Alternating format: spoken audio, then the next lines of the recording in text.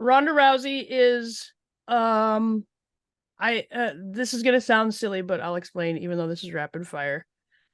I think she's underappreciated. I think people like to hate her for whatever reason, and it's been that way in MMA. It's because she doesn't mince her words, but uh people like to, because they don't like her personally, they like to kind of try to erase what she's done for women's sports, women's combat sports, the UFC, the WWE. They like to minimize that just because they don't like her personally, and I think that's a shame. I might not be on probably the best terms, but I will never deny that she did a lot for women's combat sports. So I think she's underappreciated in some sense. You guys have a lot of history in WWE. We haven't seen her since SummerSlam. She seems happy, and obviously that's social media, but would you have anything, not talking about her accomplishments, but would you have anything to say if she came back to wrestling? Seems like now she's not, or we don't know what's going to happen next, but would you have anything to say? Because it seems like after that match, you kind of took pride or had a chip on your shoulder for being the person to sort of. Well, I'm the only person in MMA. I don't want to say the R word. Or WWE to submit her. So I think that says a lot. And I don't want to say that it's.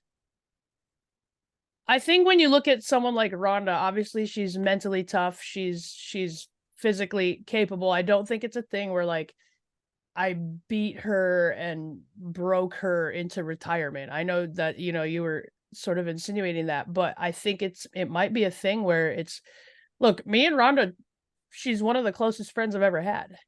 And it's a weird place right now. It's funny because my nieces, they're 10, they're twins. And then I have one older niece that's 12, but they called me after that match and they were like, all right, now that that's over and you've proven your point, like, did you block Ronda off your phone? And I was like, no, she's still in my phone. And they were like, maybe you should think about calling her and apologizing now. And that was my nieces. And, I know Ronda, like, she loves nothing more than being a mother. That's like her number one thing. So I know she's perfectly happy right now. But if she wanted to come back, obviously to clear the air, no matter which direction that would be, we would need to settle something. And I'm not saying settle it in the ring, like this is not a promo or anything, but there would need to be some discussion about what's going on or what's going to happen, or let's leave each other alone, look, whatever, however that would be. There's definitely, like, when you walk in the room and you're like, there's definitely some tension in the air. I don't maybe know what's going on. I think that's kind of where me and Ronda are at right now. It's not like we're not hating each other like we were when she was there at the end.